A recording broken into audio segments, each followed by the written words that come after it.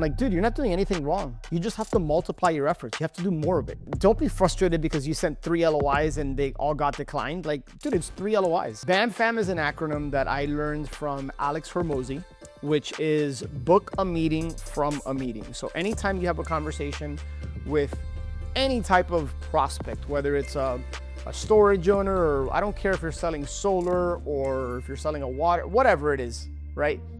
And it doesn't result in a sale or you moving forward, you want to make sure that you're building momentum towards getting to the finish line. And one of the ways you do that, and you can stay out of the purgatory of going back and forth a million times with emails and text messages and phone calls, is to get a meeting on the calendar. So what if I told you that Dan now has 4 hot storage leads and opportunities that he is actively working, and for all we know, one of these could be his very first storage deal. Here's the thing, guys. Leads without systems can just be a lot of noise and things can start to slip through the cracks. So on today's episode, we're going to do some recap. I want Dan to fill us in on the 4 opportunities that he talked about on the last episode, which he was really excited about. We started to get into one. I want to continue to deep dive, especially one in particular that he feels really, really good about. And then I want to walk through, aside from looking through the hot opportunities that he's working, I want to start to kind of get into the systems. And I want to specifically talk about what does his lead intake system look like? What does the follow-up system look like? How are we tracking offers and the important KPIs, the key performance indicators? And then talk about the accountability rhythm and how important it is to have built into your calendar one particular time each week where you're going back and you're doing a Monday morning quarterback, so to speak, and you're reviewing how the week went. You're being very intentional so that we can continue to get 1% better each day. If you get 1% better each day, that's going to compound and that's going to have a big, big impact on your storage business, your goals, just your overall efforts, right? It's going to make 1 + 1 = 11. So Dan, welcome to, man, I think this is episode 9. These feel like they're flying. Yep, 2 months already. Yeah, exciting, man. Well, you just touched on it. So 2 months. How do you feel, and be honest, man, not just because we're on the podcast, like give me the real. Do you feel like you're making progress and you're building momentum towards your first deal? If the answer is no, tell me no. Yeah, I completely have. And it's since we've been starting to work more closely together that it's like reframed how I should be spending my time and what I should be focusing on and what I shouldn't be overthinking. And yeah, it's built a ton of momentum. And one of the things that I attribute that to also is that my VA who's been just bringing leads to me, but a combination of both of those has just accelerated it so fast. Fantastic, man. Huge. Is there any other insight that you've gained over the last couple of months that you would say, hey, this has been a big momentum shifter, for lack of a better way to phrase it? Is there, you talked about obviously us working closer together.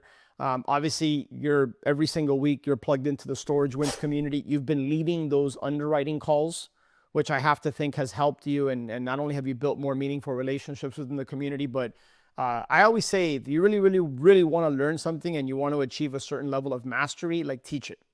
And you've been doing that. You obviously talked about the importance of your virtual assistant bringing you opportunities, and that's a version of buy back your time because you're not the only one having to go out and get it.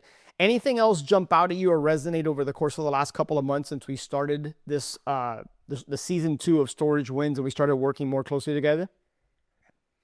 Yeah, one big thing that I think about every day is spending as much time as is needed, but no more than the minimum amount of time that I can spend on something. I'm gonna butcher how to explain this, but to spend only as much time as I need to on something and not spend more time than that, because it just eats up my day if I spend way more time than I should be on one task that it could be making calls or doing something else productive. Is there an example you can share with people to kind of crystallize your point? Well, one big one has been over preparing for calls. And it's something that I'm very guilty of doing. I like to have a framework for my calls. If it's cold calling, I can get those done pretty quickly. I have a standard framework I use that guides me pretty well on those. But if I'm doing follow-up calls with a an owner I've had great conversations with, I like to at least have like a way to guide myself through the conversation. If they're willing to talk, I want to be able to maximize um, that conversation. So I would spend way more time than you liked, Yeah, and so why don't probably you way more time than I should be. why don't we get more specific here? Because for people that maybe have just discovered this podcast or are kind of tuning in halfway through the journey or whatever, wherever we're at in the journey, right? We know the goal is to help you buy your first facility here.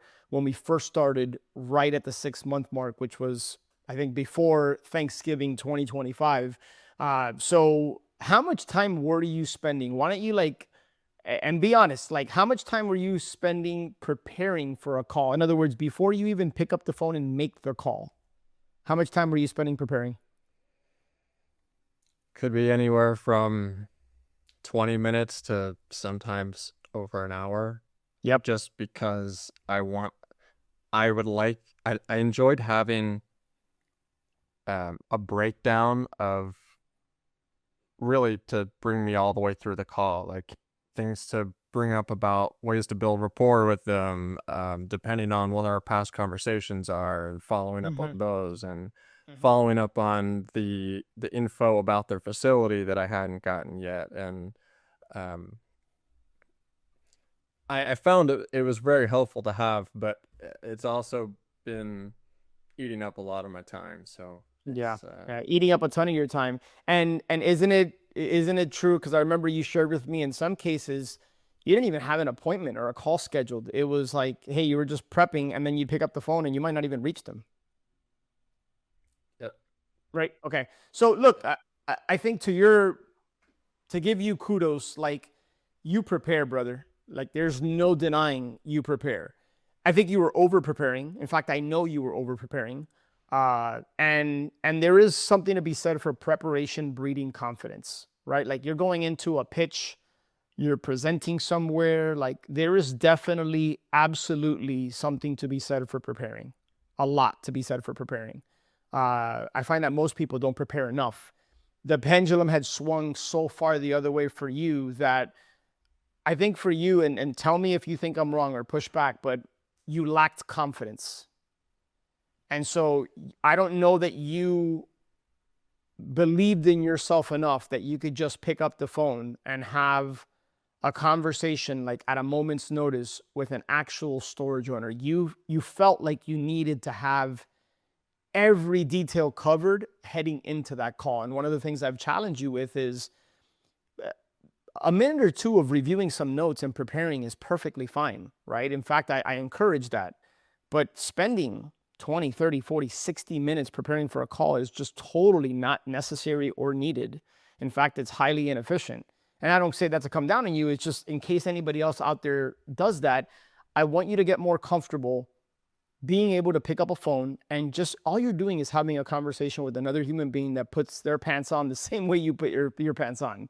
Right now, I don't want you to just completely go into it blind and not having a framework to follow, right? But I do think it's super important that you can just pick up the call or pick up the phone and just have a conversation. Like you know the business, you know what questions to ask, you know how to dig at certain motivation. We've talked a lot about in sales staying behind, right? Having them attract and chase you, not you chase them. So I feel like you were going to say something. Do you disagree that it was a lack of confidence or belief in yourself? It was it was a it was not wanting to go in being able to maximize the conversation in case they're willing to talk. And and if I didn't prepare as much as I was doing, I felt like I wouldn't be able to get the questions out or the questions answered that I Why? answered. Why? Just wouldn't remember them all, and Lack it of would confidence. lack of confidence, lack of Yeah, you just not don't having my trust. thoughts clear. Yeah, because you were overthinking it. You were 100%. Dude, zoom out. Like, what are we talking about here? We're talking about, are they interested in selling? If so, why? Or why would they be interested in selling? Like, what is going on in their life, business, in their world that has them thinking? I think establishing that and getting to the root of it, not just accepting the surface level answer, I think is really, really important. And then when we get into the mechanics of it, the address, how many net rentable square feet, occupancy if you get there, what's the current revenue, what's the unit mix and the current rates, like you were totally overthinking it. Like, you know what questions to ask. I so feel confident I can hop on a call with any storage owner and not have any idea about them or the facility. And if they're willing to engage in a conversation with me, I can get the information I need. I think you've gotten to the point where you feel a lot more confident, at least today, than you did a couple of months ago when we first started working together. And that's because you've done the work. So I just want to zoom out and highlight some of the wins and some of the progress and momentum that you have been able to build over the last couple of months. The key is let's keep our foot on the gas. Let's continue to do the work that we know we have control over. And the results inevitably will come. I can't tell you when they're going to come, but the one thing I know for sure, and I've shared this with you in the past, is that the only way this doesn't work for you is if you quit, give up, or stop believing in yourself, or you're just inconsistent with the work. And now that you have this momentum, you have VAs, you have the VA bringing you leads and opportunities. We're working closely together. I think there's a certain level of accountability that's coming from you openly and publicly sharing your walk and your journey, which takes a lot of courage, by the way. I think all of that is helping to elevate your game. Yeah, made a lot of progress just in the last 3 months. Probably more progress than the last year combined. Just has really shifted me into to doing things more efficiently and Yeah. getting all the oars paddling in the right direction. Mm-hmm. That's right. And that's what sometimes I think, you get the credit. I think that's where sometimes just having a support system, some guidance, a coach or a mentor to zoom out, look at your situation. Because as you know, man, when you're in it, sometimes it's hard to, like, what's that saying? You can't see the trees from the forest or the forest from the trees. Yeah, exactly. I always butcher it. I don't know which one's which, but sometimes when you're inside the bottle, you can't read the label, right? When you're holding the bottle, okay, you can read the label. When you're inside, you just see a bunch of like fog and lettering, but you can't read it. Kind of the same thing when you're trying to go at this, I think, without a coach, a mentor, some type of guidance, ideally a community or support system. And that's obviously why Storage Wins exists. So, brother, with that being said, let's start the transition now. Are there any wins to highlight or celebrate from these 4 opportunities that you were excited to share with us last week? Yeah, a big win is, I'd say the biggest out of them is I spoke with one of the owners. I made an appointment to speak with her and her sister, who are the 2 owners of the property. And we had that conversation last week, on Friday. Mm-hmm. And I presented my offer to them. Boom. And they seemed to take it well. And they didn't like jump at the opportunity, but it seems like they're receptive of the offer, and we're going to talk again next week. I don't have this week. I don't have an exact day and time plans, but they wanted to review it and get back to me, and I was able to. I want to stay on the wins, but I have some coaching for you, just based off of the minute or 2 that you've shared with me. I see you smiling there because I think you know where I'm going with it. But man, okay, well, let's put a pin in BAMFAM for now. And people are probably listening to us saying, BAMFAM, what the heck is BAMFAM? We'll get to that in a few minutes, but I want to celebrate the win because you sent an actual written LOI. And, sometimes I talk to people, Dan, that have sent an LOI or two or three or four or whatever, and at times people can get frustrated with the lack of progress it appears or that they feel they're making. And they'll come to me and say, hey, Alex, I've sent out X number of LOIs, or I've looked at X number of deals. Like, what's wrong? What am I doing wrong? And sometimes I look at their situation. I'm like, dude, you're not doing anything wrong. You just have to multiply your efforts. You have to do more of it. Like, don't be frustrated because you sent 3 LOIs and they all got declined. Like, dude, it's 3 LOIs. Right? Like when you were a kid, unless you're a prodigy or something, like when you hopped on a bike, you probably didn't start pedaling and start like racing down the road. Like you probably fell and scraped your knees once, twice, or if you were like me, a bunch of times until you finally like got it. This is no different. You know, you step to the plate, you're not always gonna like get a base hit. I mean, what is it in baseball? The Hall of Famers succeeded 3 out of 10 times. Like think about that. The best of the best succeed 30% of the time in baseball. We're not playing baseball, but don't expect that every single offer you make or every single conversation you have is going to go as planned or that it's going to turn out in your favor. Just continue to show up, continue to believe in yourself, continue to focus on what you can control, which are your thoughts, your mindset, your actions, right? The meaningful conversations, the analyzing the deals, making the offers.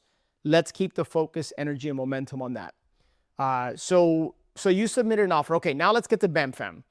BAMFAM is an acronym that I learned from Alex Hormozy, which is book a meeting from a meeting. BAMFAM, book a meeting from a meeting. So anytime you have a conversation with any type of prospect, whether it's a storage owner, or I don't care if you're selling solar or if you're selling a water, whatever it is, right?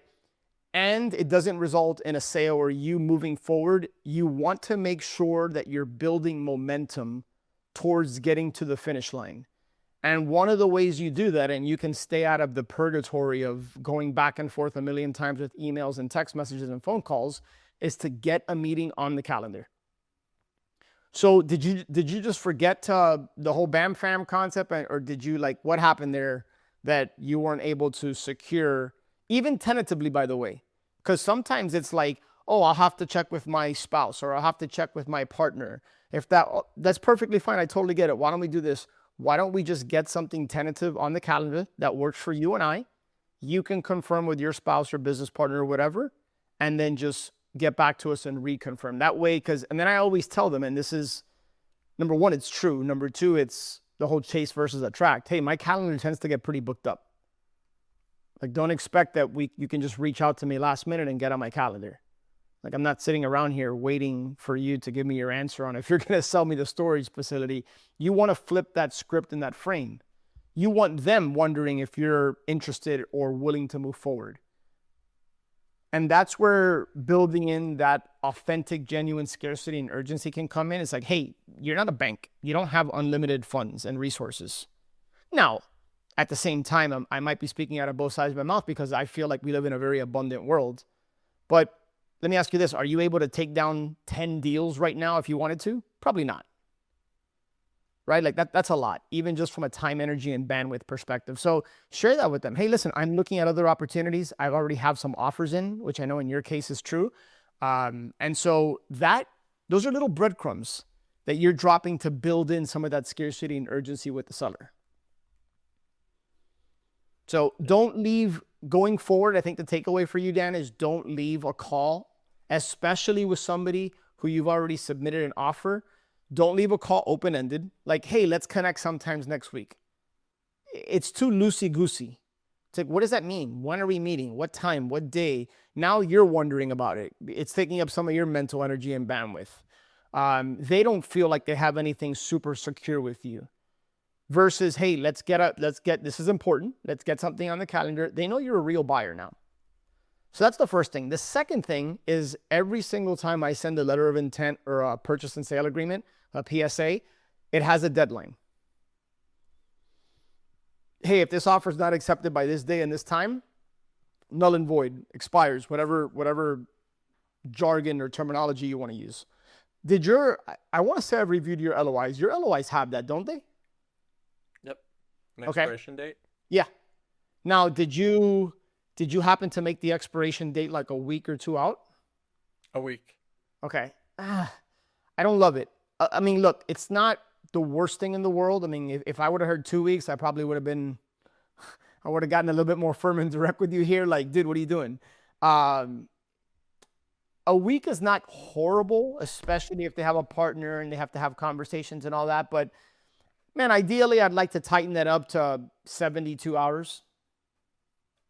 I think if I had my magic wand scenario, 48 to 72 hours, I think is a sweet spot. Do you feel like You know, that pressures them? I think that's well, part of why I didn't schedule with them. I thought of it while we were on the phone, but I felt like I did ask them, and I said, "Is there a good day or time next week when we can follow up?" And they said that they'll follow up with me. And because you gave them the ability to control and dictate that outcome. does I it don't put ask. too much pressure on them if I I say I don't believe so at all. day and time works for next week when I can follow up with you about the offer? You're still giving them control. I don't ask. Hey, well, you don't have to tell me her name. Hey, Jill, I'm looking at my calendar here. My calendar tends to get booked up pretty quickly here. So you said next week, right? Okay, so next week. So here's what I have. I have Tuesday, I have 10 a.m. and 1:30 p.m. Or for whatever reason that doesn't work, I can do Wednesday at 11. Which of those would work best for you? You notice the subtle shift and difference there? Like I didn't ask them, hey, what works for you?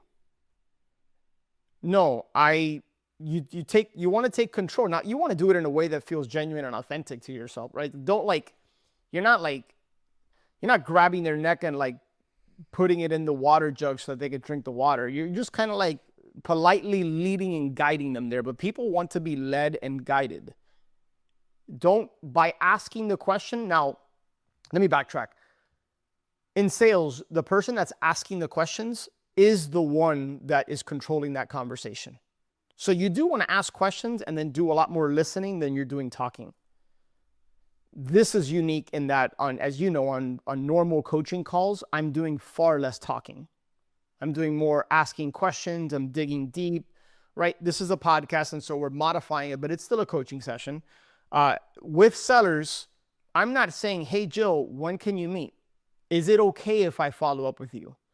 That's a very weak question to ask. Is it okay if I follow? Like you're lowering your frame and status to them.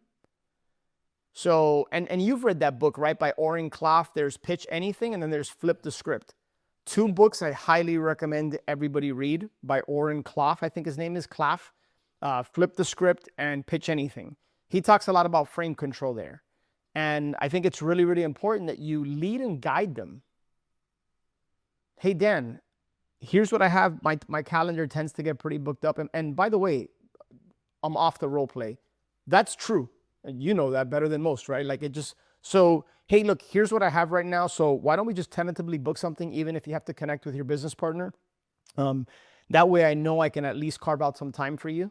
Again, you see how I'm framing this? It's like, I'm not acquiescing to them and I'm not doing them a favor. I'm allowing and creating space for us to have a conversation to see if I'm going to be able to move forward and make an offer here. In your case, you already made an offer, but I would also drop some breadcrumbs that, hey, look, there's a few other opportunities I'm looking at.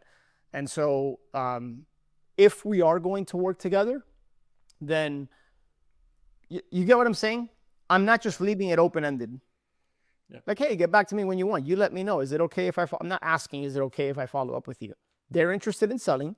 I'm a legitimate buyer. So, hey, this is what I have available. And notice how I gave two different times. I gave a morning and an afternoon. And then as a backup, I'll give them a third option. Now, you don't want to bombard them with 67 options. You also don't want to say, hey, I'm free all day Monday, all day Tuesday. Because what does that say? It's like you're sitting around waiting on them. Mm-hmm. Any questions, insights, takeaways from that? That was really helpful. One question I would say is, when it comes to the expiration date, it's not like if they call me a day or two after the expiration date and say, okay, we'll accept your offer, that I'm going to say, nope, it's expired. Are you asking me or telling me? Well, my point is, how do you work around that? And like, You know how you work around it? You don't have to, because I've been doing this a long time and that's never come up. Okay. Ever. Like if in other words, if a seller gets back to you after the expiration, I'm not even addressing the fact that the LOI expired. You and I both know that the letter of intent is not a legally binding agreement anyways. All it is expressing interest, and here's the basic framework of my offer. Right. I'm not even so, but there is something I think from a psychological perspective just to know that there is a deadline. What's one of that? I don't know if it's Newton's law. Somebody's thinking here, Alex, it's this law, right? I'm just not thinking about it now, and I'm going to butcher this, but if I give you a month to get something done, right, you're going to wait 28 or 29 days, and then you're going to do it on the last day, generally speaking. Versus if that same task and activity, I say, hey, Dan, you got 48 hours to get it done, you're going to get it done within those 48 hours. What's the difference between the two? It's the same task or activity. One took you 28, 29 days to do. The other one took you 48. Why? It's because you put a deadline on it. So kind of the same thing here. So you want to contract, not expand, the time in which you're going to give somebody to do so, as long as it's reasonable. Of course, I'm not sitting here saying, hey, send the LOI and tell the person they have to get back to you in 4 hours, or you're like walking. Like, no, obviously, like now that's the pendulum swinging too far the other way.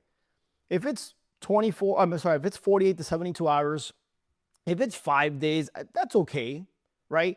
I just don't want it to be 2 weeks, no more than a week, I would say. I don't know that there's a black and white. I'm just giving you my feeling.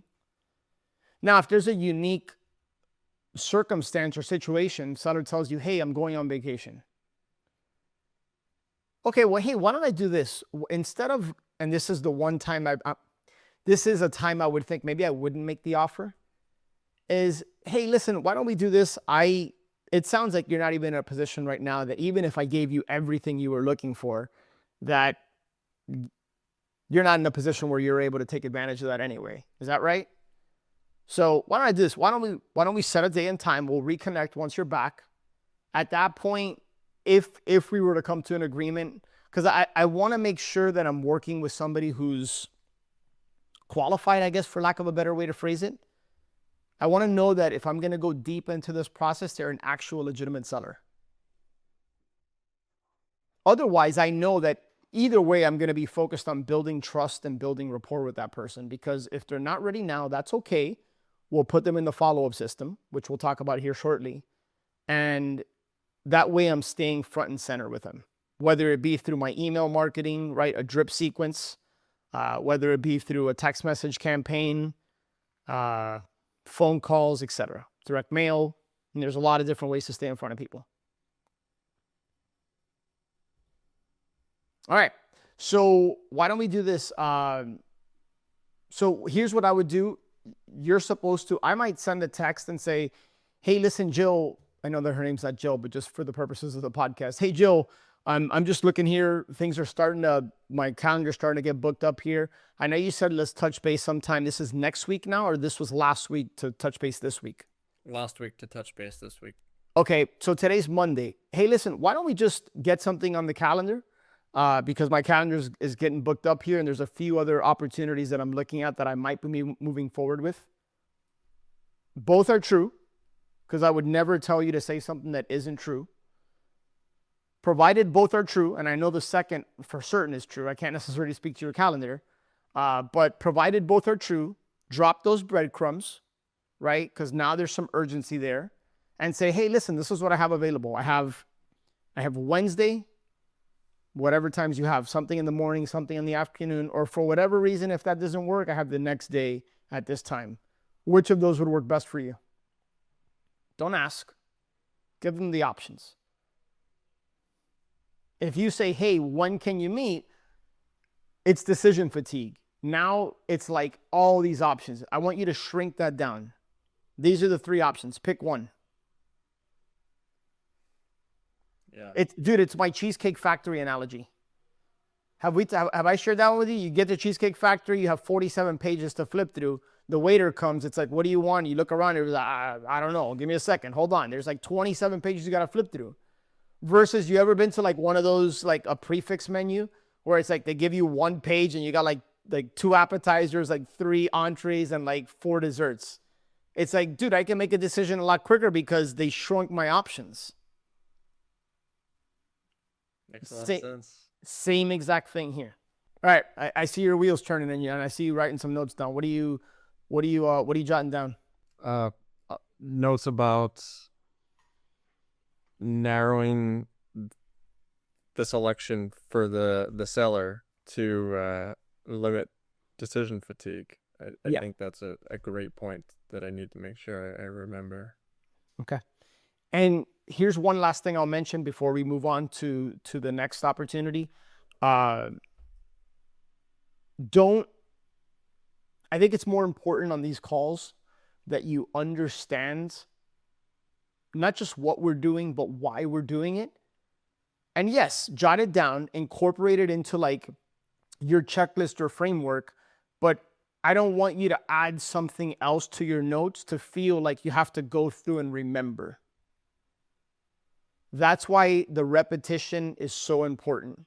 I like sports and practice. People say practice makes perfect. No, perfect practice. And that's why just Kobe Bryant used to drill 4 or 5 in the morning. I think he'd take 1,000 shots before like practice would even start.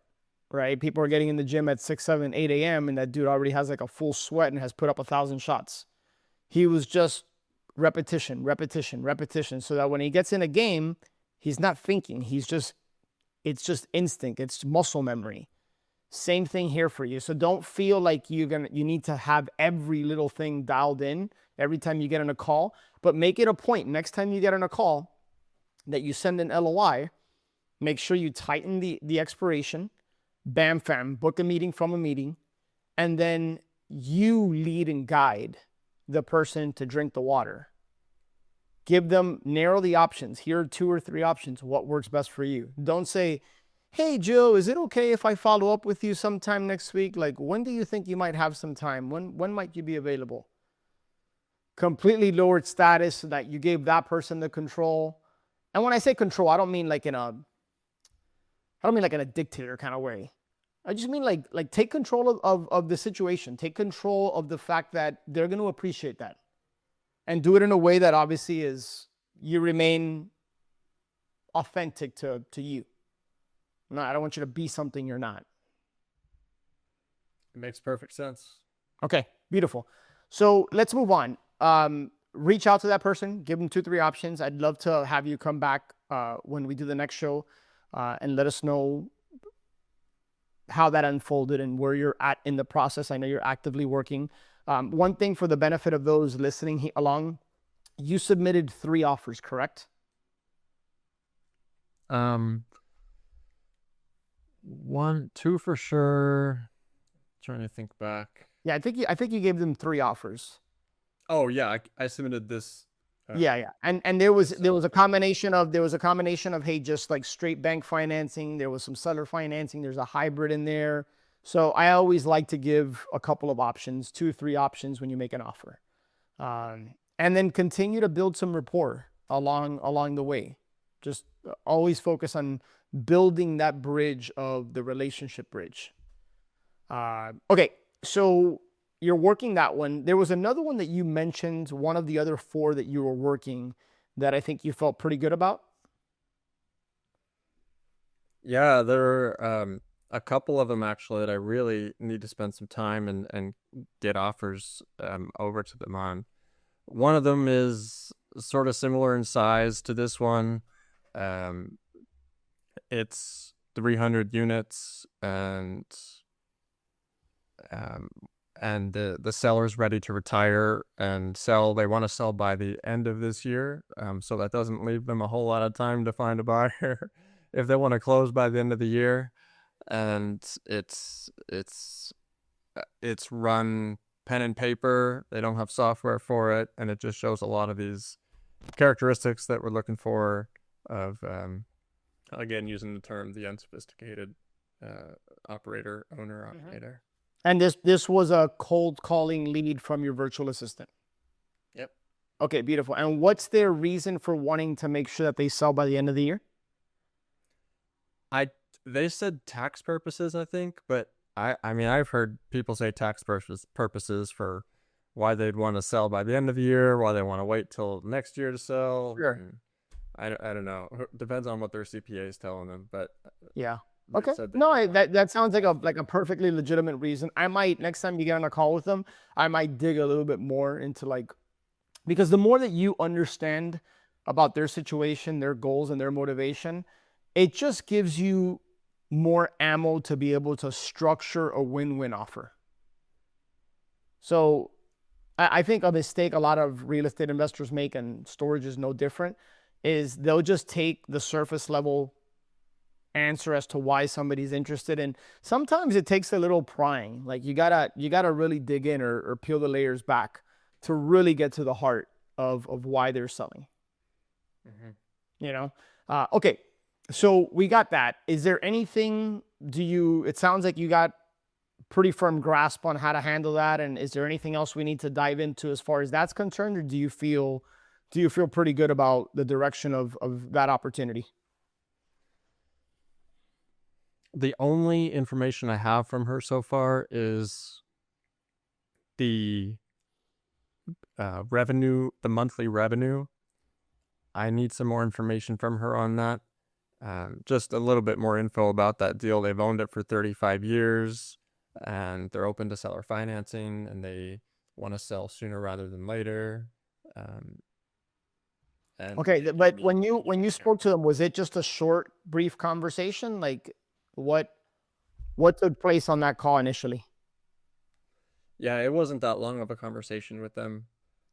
I need to follow up and get some more details. Oh, I guess what I'm asking, just to move the the part of the podcast along here, so we can get to but when you initially talked to them, what was it that happened that didn't allow you to collect all the info that you needed? I don't think they have it all together. Okay. I think they don't just have like a succinct report they can print out, or they don't even really know what they have. So they just weren't able to provide all those details that I was asking for. Did they share with you what they're asking for the facility? Yeah. Yep. Okay. Okay. So how much are they asking? They said I ballparked them 2 to 2.5 million on the call, and they said yes, that's exactly the range they were looking for. They said, Let me backtrack for a second. You were the first to give the number? yeah. Okay. How come? Did you ask them initially what they were looking to get? I did, and they were apprehensive to share that. I think they were holding information pretty close to the vest, but then based off the monthly revenue they shared with me, I just did some quick math to get them a ballpark price. And Okay. when I said that, she was like, she grasped right to it. Like I guessed exactly what she had in mind. You probably offered more, is my gut, is what it tells me, just having spoken to a lot. And by the way, when I say offered more, not that your offer was too high, but if I'm going to give a ballpark range, and I think this is super important, and you probably just use the quick offer calculator that we have in Storage Wins, right? Where like you just plug in the monthly revenue or the annual revenue, and it gives you an offer range based on anything between an 8 cap and a 12 cap, I believe it is. I'm guessing you use that. When I use that, I tend to be even more conservative because it's so much easier to go up on your range than it is to go down on the range. Unless there's something obviously that you weren't aware of or something material. But what was the monthly revenue? Well, before I ask that, how did you ask the question on price? Like pretend I'm her. How did you ask that question? Something along the lines of just simply, did you have a price in mind you were hoping to get for the facility? And I said it doesn't have to be an exact number, but just some kind of price guidance. I want you to modify that forward, moving forward. And what I mean by that is when you ask a very what's the word I'm looking for? When it's a black and white kind of binary, like yes, no, people are going to tend to default to no. Hey, did you have a price in mind? No. Right. Or yes. And then you're going to have to end up asking, okay, well, you know what I mean? So I don't love the framing of, did you have a price in mind? First of all, let's be real. You already know the answer.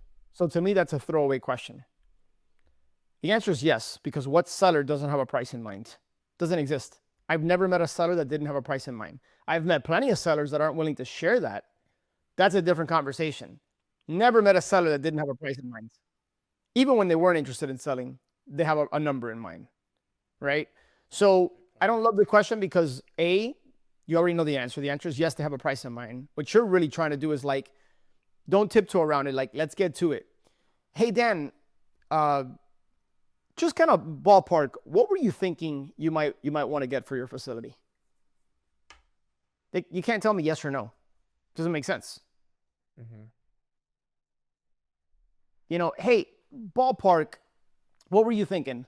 Oh, I don't really know. Okay, well, you know that's BS, right? Obviously, you're not going to tell them that. Say, no, look, I completely understand, but like, are you thinking, and by the way, you already have your quick offer calculator, which by the way, we will include the link to the quick offer calculator in the show notes, so you can get that 100% free. If you go to storagewins.com/quick offer calculator with the little dashes in between each word, you can get that, but we'll include the link in the show notes. But Dan, so if they don't give you a number, and by the way, I don't have a magic wand. I'm not always able to get a number from them. Sometimes they're just going to hold that close to the vest, but it's not because lack of trying on your part. So I might say, like, if I have the quick offer calculator and it tells me my offer is going to be somewhere between 600 and $1 million, I'm going to bring that down some. I'm going to be like, well, look, were you thinking like somewhere in the 400 to 700 range? So now, this is what happens 90% of the time. 9 out of 10 times, I'm going to get a reaction. They're either going to confirm that I'm in the ballpark or they're going to go crazy and say, no, like, no way. I would never sell for that cheap. Okay, okay, that's interesting. Well, what were you thinking? More times than not, you're going to get the answer when you pass go and collect $200. So if you're going to give a range, I like it. Be a little bit more conservative with the range. Don't give them the high end of what you're actually willing to offer, at least initially, just based on the revenue number. I actually gave them a pretty conservative range. Okay, good. And I was surprised when they jumped at it. All right. Because they jumped at the lower end of the range and not the higher end of the range. All right. Keep in mind, when you say a number, there's something called a price anchor. You've now anchored them. I know, psychological. No matter what happens moving forward, they have a number in their mind, and now they know where you are. And by the way, the deal may work in that range. Hopefully it does. And if it does, fantastic.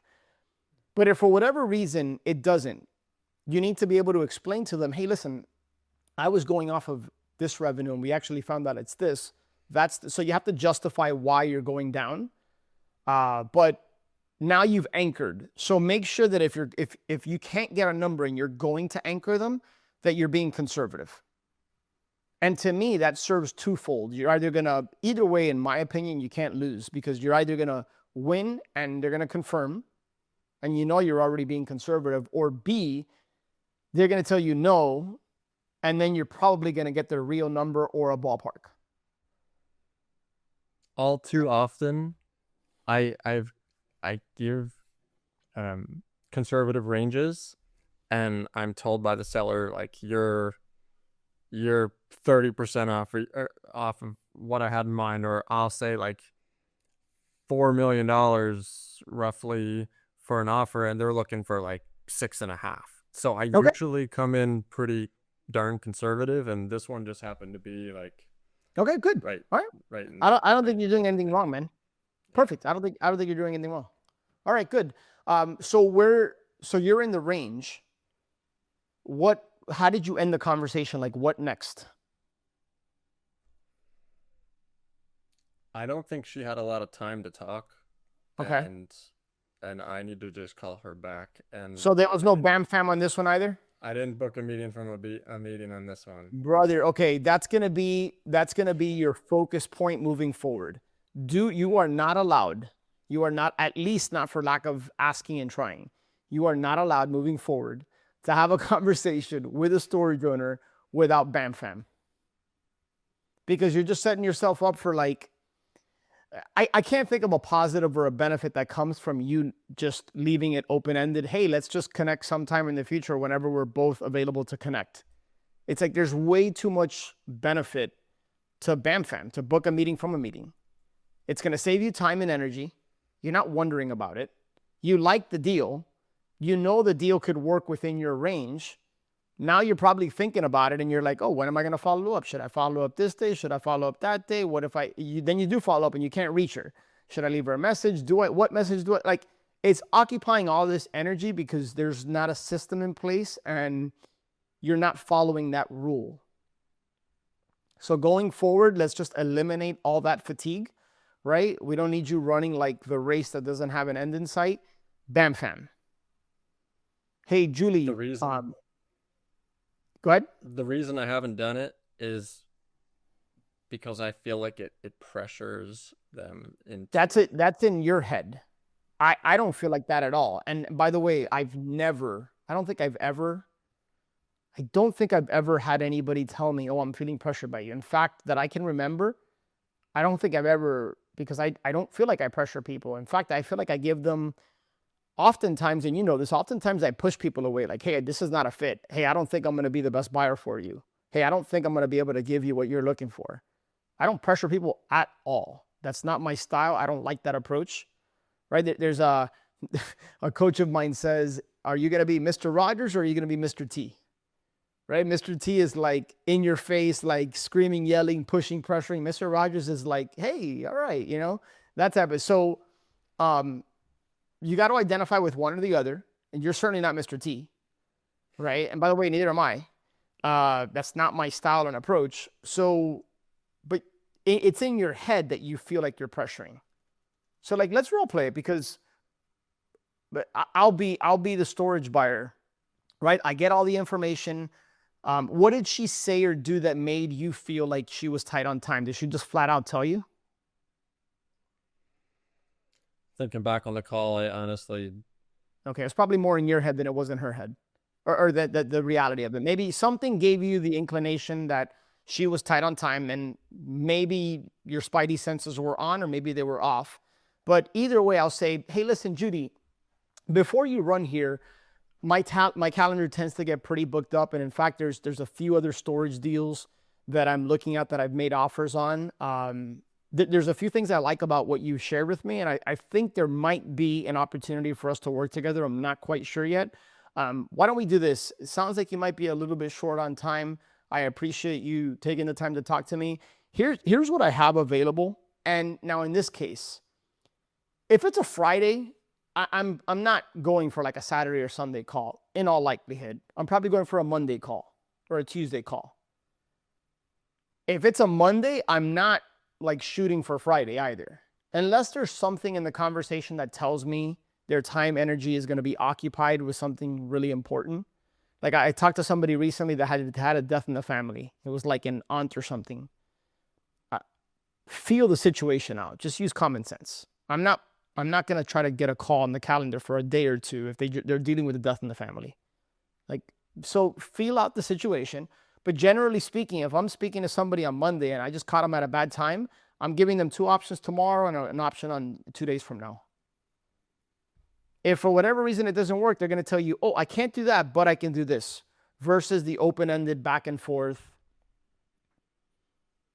So hopefully that's a big takeaway. I want you to focus on that moving forward. The good news is that it's super simple. Practice it, right? Just make an effort on every call to BAMFAM, book a meeting from a meeting. Even if it's like out in the future. Hey, I'm thinking about selling. Now's not the right time. Got a lot of stuff going on. Hey, look, I totally understand. Is this like a 30-day out thing for you? Is it like a year from now type of thing? I'll give like 2 extremes. Oh no, it's like probably 3 months from now, like later this year. Okay, sweet. Why don't we do this? Otherwise, because you have a lot going on, you're busy. God knows I'm busy. I'm looking at all these opportunities. Like, how about we get something in like early October on the calendar? How about, okay, I'm just looking at my calendar. By the way, do you have your calendar in front of you? Okay, well, I have October 2nd, these 2 times, and I have October 4th. Right? Which works better for you? Use your, you don't have to take my style, my approach. Find what works for you. These are not magic words. It's not a, it's just, it's what feels comfortable for me because I've done it so much and I've never felt like I was pressuring the person. In fact, I feel like I'm doing us both a favor and saving us the nightmare. Have you ever tried to go back and forth with somebody on text or email to like settle on the day and time? That's why thank God for calendar links. Like, dude, send me your calendar link. Like, in fact, I'd rather send them my calendar link because it's got my availability versus trying to fit into what they do. I hate that back and forth. Like, who's got the time and energy for that? Same thing here with the seller. You're being respectful of your time, which you need to be. Otherwise, people won't respect your time. And you're also being respectful of their time. They're probably busy too. Even 3 months out, it's like, do that many people book No, things for 3 months out? it's a nuanced question with a nuanced answer. That's in the situation where somebody flat out tells you, hey, this is not a now thing for me. This is like a later this year. Oh, I totally get it. When you say later this year, does it mean that you want to start to look to sell? Or does it mean that you want to actually sell your facility later this year? Those are two very different things. If they want to sell later this year, like yesterday was the time for them to start looking for a buyer. Because as you know, these things can take some months to get done. Now, if they say, no, later this year is when I'll probably start to think about, okay, perfect, I totally get it. Why don't we do this? Boom, boom, boom. And you enter that part of the conversation. So I had an owner tell me probably 2 weeks ago that to call them back at the end of September because they'll be ready to sell at that Great. point. So Great. been book with them, but it's that same example. Like strike 3 of BAMFAM for you. You absolutely, now going forward, now you know. I am gonna have unlimited strikes against me for this one. Yeah, well, here's the good news. No, you're not gonna have a strike anymore. And if you do, it's not because you didn't ask. Right. Very rarely have I gone with that approach and somebody tell me, it's okay, I'll get back to you. Maybe it's happened once or twice that I can think of, and that just probably tells me, hey, this is probably not a priority for them. But most of the time I would say, yeah, that sounds good. Just, dude, get it on the calendar. Because now it becomes real in their world. It's like on their calendar. And I realize maybe some of these old school sellers don't really have calendars, or maybe they write it down on a post-it, it ends up in a drawer somewhere. But in my mind, it becomes real. And it's also a reason, some might say an excuse. I say it's a reason to follow up with them. Hey, Dan, I don't know, you probably don't remember with everything you have going on, but we spoke, actually, you know what? I scratch that. I wouldn't say that because I expect them to remember me in the conversation. So I certainly wouldn't go with that approach. But, hey, Dan, we spoke back in August about your storage facility. And like, there's been a lot of deals I've been looking at during that time. And I had a note here to follow up with you. Is that right? So now I'm asking, but I know we had something written down. Sometimes they might say, I'm not sure. I don't remember. Yeah, you remember, you told me about XYZ. And that's why I like to listen to the things that don't seem important, where they might mention their dog that just got neutered, or they might mention that they just got back from a Disney cruise, or that they just had a storm, or whatever that might not seem very important to the conversation. I'll jot that down. Why? Because when I follow up with them, especially if it's later on, they'll certainly remember that. Yep. So those are some of the kind of nuanced things that don't seem important, but they're like the little tweaks. It's that what Tony Robbins talks about. It's that slight shift in your golf swing. That's like a millimeter or two that can make the difference between being in the bunker and being like right at the pin. Yeah, it's good now. So, all right, brother, I'm going to call. I got to stop with the sports analogies and maybe throw something else. We're almost an hour into this. So here's what I want to do is I think we got into like a meaty conversation specifically about some of these strategies in terms of, and I don't even look at it as a strategy, man. I just look at it as just a way of communication with people where you're just taking control of the conversation. You're leading and guiding them. Why don't we leave the 4-step? I want to talk about your lead intake system. I want to talk about the follow-up system. I want to talk about your offer tracker. Like whatever system you have is a system. The question is, how could it be improved? Is it efficient? Is it serving you? So that'll give you something to chew on between now and our next podcast episode. In the meantime, you know, the one thing you need to continue to focus on are continue to have the meaningful conversations, continue to analyze. Remember, we want minimum 3 to 5 meaningful conversations every single day. You want to analyze or underwrite 1 to 2 deals a day.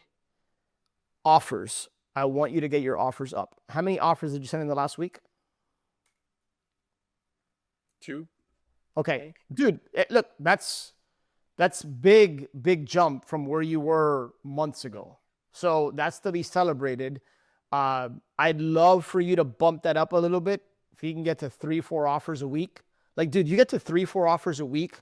Think about how many offers you've made in 2 months, right? Let's call it 3 offers a week. That's 12 a month. That's 24 offers in 2 months. Do you stand a better chance of getting a deal if you send 24 offers in 2 months, or if you send 8 offers in 2 months? I mean, it's just duh, right? It's just common sense. Obviously, the more offers you make, the more chance you have of getting a deal.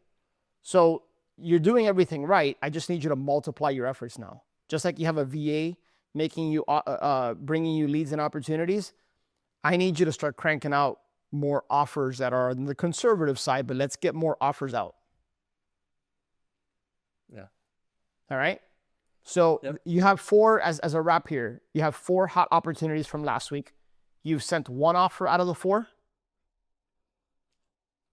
Soft offer on the phone, but 1 LOI. Okay, 1 LOI. Here's what I want you to do. Between now and our next call, which I think is booked for a week out from now, I want you to shoot for 4 offers, 4 LOIs. Good news is you already have 3 that you know deserve an LOI. It's just a matter of making the time to figure out what you're going to offer, and you know exactly what to do there. So all you got to do is get minimum 1 more. Can you commit to 4 LOIs? This is going to be a tough week. My daughter's home from daycare, so okay. I don't know, but I can table that for the following week. I get that your daughter's home from daycare, and I believe you can still get 4 offers out. Before we move on here, because I don't want to let you off the hook here, dude, I get it. I've had 2 girls from home from school all summer. Thank God they're going to school tomorrow. I love them to death, but it can be challenging at times, right? So man, I get it. I get it that we have family responsibilities and everything else, but it doesn't take 5-6 hours a deal to make an offer. What is it that you feel is getting in the way? Where's the friction or resistance when it comes to getting 4 LOIs out? Because in a week that doesn't seem like it would be extremely challenging, especially, it's not like you're starting from like 0 where you don't even have a lead. Like you already got 3 leads, 3 people that you've talked to that you know are legitimate sellers. So those are, in my head, those are slam dunk LOIs. Yeah, those will be. So dude, what I'm really asking you to do is like, is there 1 extra LOI you can send out between now and 7 days from now? Like you said, hey, let's table that. I want to like hold you more accountable because we're getting to crunch time. We're 2 months into this 6-month journey. We got 4 months left. You're knocking on the door. Like you're there. I want to increase. You're doing everything right. I just want to multiply and increase your efforts when it comes to LOIs. So how do we make that a non-negotiable? I'll get 3 out by this week. 3 out this week, and I'm honestly not sure I'm gonna have much time to spend on storage this week. But okay. I mean, I can say 4, but I don't. Why don't you do this? Why don't you do this? Get there. Minimum 3. Make it a non-negotiable. Make it a non-negotiable. 3 offers this week. If you can get to 4, amazing. Yeah. You sent out 2 last week. Let's bump it up. Let's just continue. It's that 1%, the incremental. And I realize sounds like you got a lot going on this week. I get it. But man, even at night, You know, there's seasons sometimes where we got to roll up our sleeves and sweep the floors. Even if it's at night when you're tired, could you spend 30, 45 minutes looking at a deal that's going to help you, get an LOI out versus the limited time you might have? Just think, you're one deal away, dude. Because one deal is what opens up the floodgates. Like you've been knocking on the door. Now it's time to answer and walk through it. So I want to increase your efforts when it comes to LOIs. Everything else, man, continue to do what you're doing. Obviously, I'll see you on the Storage Wins coaching call tomorrow. And again, man, I think you're doing great, dude. I think these tweaks and improvements that we're making each and every week, allow them to compound. Keep in mind, when you have conversations, don't forget BAMFAM. Do everything else you're doing. Don't forget BAMFAM. No more open-ended, hey, let's touch base next week type of thing. No. We're not doing that. I'll start doing BAMFAM. I still keep it in mind. I just haven't been doing it because the mindset. Because in your core, it feels like you're feeling a little icky about it, and I want you to like release that feeling.